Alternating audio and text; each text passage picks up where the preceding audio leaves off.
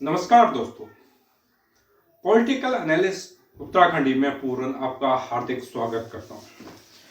जैसे कि दोस्तों मैंने कल बताया था अपनी वीडियो में कि कांग्रेस पार्टी उत्तराखंड विधानसभा में क्या भारतीय जनता पार्टी को वॉक ओवर देने जा रही है। तो इसी की मद्देनजर देखते हुए कल रात यानी लगभग 11:30 बजे 11:40 में उत्तराखंड में होने वाले 2022 के विधानसभा चुनावों को मद्देनजर रखते हुए कांग्रेस पार्टी ने अपने 53 प्रत्याशियों की सूची जारी की। निसंदेह इन 53 में तो कोई संदेह ही नहीं था कि इन्हीं को टिकट मिलना ही था, लेकिन जो 4 महत्वपूर्ण सीटें थी जिसमें किशोर उपाध्याय जी कांग्रेस पार्टी को छोड़ के गए थे, जहां से हरक सिंह रावत जी अपनी पुत्र वधू के लिए टिकट मांग रहे थे, जहां से कयास लगाए जा रहे थे कि हरीश रावत जी चुनाव लड़ेंगे या फिर वो सीट जहां से भारतीय जनता पार्टी ने अपना प्रत्याशी का नाम हटवाया था, लाल कुआं। इन चारों विधानसभाओं में कांग्रेस पार्टी अपनी प्रत्याशी सूची जारी करने में विलंब कर रही है या भारतीय जनता पार्टी का इंतजार कर रही है। दोस्तों, उत्तराखंड की राजनीति में ऐसा लग रहा है कि कांग्रेस 2022 के चुनाव को इतनी मजबूती से नहीं लड़ पा रही है जैसे कि उसने 2012 की या फिर 2002 के चुनाव लड़े थे।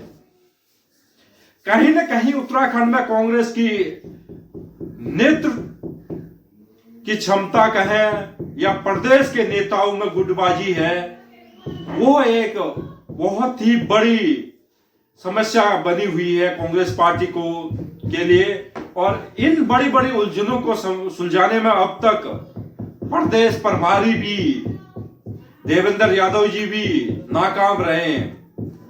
यदि वो इन मुद्दों को सुलझाने में कामयाब हो गए होते, निश्चित तौर पर कांग्रेस पार्टी को अपनी प्रत्याशी सूची जारी करने में इतना विलंब नहीं होता। वहीं दूसरी ओर बात करें भारतीय जनता पार्टी की, अभी भी इंतजार है लोगों को वो 11 प्रत्याशी जिनका अभी तक सूची जारी नहीं की है उन विधानसभाओं की, क्या वो आज जारी करेगी। उनमें से 3 महत्वपूर्ण हैं। पहला हल्द्वानी, जिसमें अजय भट्ट जी का चुनाव लड़ना लगभग तय है। दूसरी लाल कुआं विधानसभा, जिसमें नवीन चंद्र धुमका जी को टिकट लगभग कटता हुआ दिख रहा है। चौथी और हॉट सीट बनने जा रही है रुद्रपुर। क्या कर्नल रावत जी यहां आके चुनाव लड़ेंगे या फिर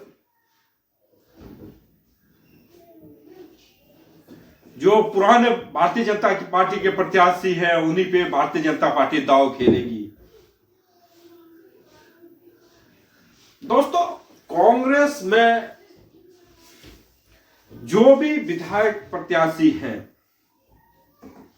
जिनकी सूची जारी की है, लगभग 25 से 30 ऐसे कैंडिडेट हैं जो कहीं ना कहीं उत्तराखंड के जमीन से जुड़े हुए हैं और वो इतना मादा रखते हैं कि अपने दम पे किसी भी विधानसभा से सीट निकाल सकते हैं।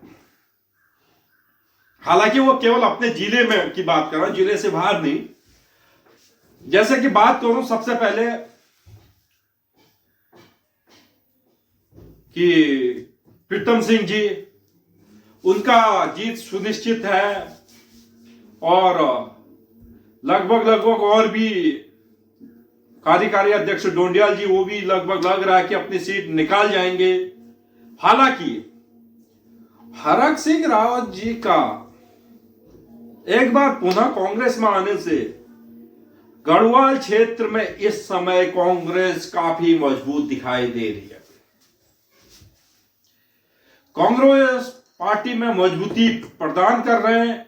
वहीं यदि केदारनाथ और लैंसडाउन से उनकी बहुवार वो दोनों ही कांग्रेस पार्टी के बैनर तले इस समय चुनाव लड़ते हैं तो ये कांग्रेस के लिए बहुत बड़ी अचीवमेंट होगी और कांग्रेस पार्टी को निश्चित रूप से गढ़वाल के खास करके उत्तरकाशी, पौड़ी और चमोली इनमें एक भारी एडवांटेज की ओर बढ़ रही है। वहीं कांग्रेस पार्टी दूसरी ओर उत्तराखंड पहाड़ी राज्य में अपनी चुनाव के अभियान की शुरुआत नहीं कर पा रही है। चुनाव समिति के अध्यक्ष हरीश रावत जी अभी तक ऐसे प्रचार करते हुए दिखे नहीं। हालांकि 3 से 4 दौर के जो मीटिंग हुई थी प्रत्याशी सूची के लिए, पिछले एक हफ्ते में उसी में उलझ कर रह गए और वो जमीन तक, जनता तक अभी तक पहुंचे नहीं है। उनकी आगे की रणनीति क्या होगी कांग्रेस पार्टी के लिए, किस तरह से कांग्रेस को विजय रथ की ओर हरीश रावत जी लेंगे या फिर कोई ऐसा नेतृत्व है जो उत्तराखंड में कांग्रेस के लिए भरपूर प्रचार करे, लगता तो नहीं है। केंद्र से कोई भी नेता उत्तराखंड की ओर इस समय अपनी दृष्टि लगाए बैठा हुआ है या फिर कहें कि केंद्र का कोई भी ऐसा बड़ा नेता कांग्रेस का नहीं दिख रहा है जो उत्तरांचल में चुनाव रैलियां या फिर रोड शो इस तरह की बड़े बड़े आयोजन उत्तराखंड में करे। यह पूरी तरह से निर्भर हो चुका है कि उत्तराखंड के चुनाव जो भी करना है या तो प्रीतम सिंह जी ने करना है या हरीश रावत जी ने। उसके अलावा कोई ऐसा बड़ा प्रचारक कांग्रेस पार्टी में अभी दिख नहीं रहा है। बड़े प्रचारक न होना मतलब मास लेवल में जनता तक अपनी बातें और अपनी राजनीतिक रण में पीछे हटने का मतलब है। कांग्रेस पार्टी को बहुत तेजी से पहाड़ों की ओर अपने विचारधारा, अपना संकल्प पत्र, घोषणा पत्र और लोगों तक ये मैसेज पहुंचाना पड़ेगा कि उत्तराखंड में कांग्रेस की वापसी क्यों हो। क्या 5 साल में उत्तराखंड के जन जन के लिए कांग्रेस पार्टी ने जमीनी लेवल पर क्या क्या संघर्ष किए, यदि इन चीजों को पहुंचाने में सक्षम होती है कांग्रेस पार्टी तो यह सुनिश्चित है कि कांग्रेस पार्टी कहीं न कहीं सत्ता के करीब आएगी। अन्यथा इस अगले हफ्ते में ये लगभग 4 तारीख तक ये हो जाएगा कि उत्तराखंड में एक तरफा भारतीय जनता पार्टी जीत रही है या फिर भारतीय जनता पार्टी और कांग्रेस में एक बार पुनः 2012 की तरह कड़ा संघर्ष होने की आशंका है। दोस्तों, ये तो आने वाला समय ही बताएगा। जैसे जैसे चुनाव अभियान और चुनाव रैलियां आगे बढ़ते जाएंगी, चुनाव की सरगर्मियां उत्तराखंड में तेजी से बढ़ेंगी।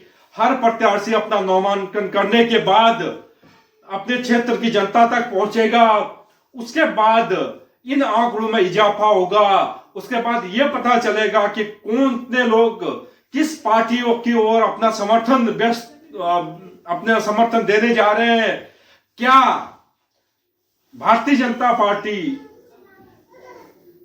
अपने युवा नेतृत्व के साथ जा रही है या फिर कांग्रेस का अनुभव भारतीय जनता पार्टी के युवा के लिए एक मुसीबत बनेगा।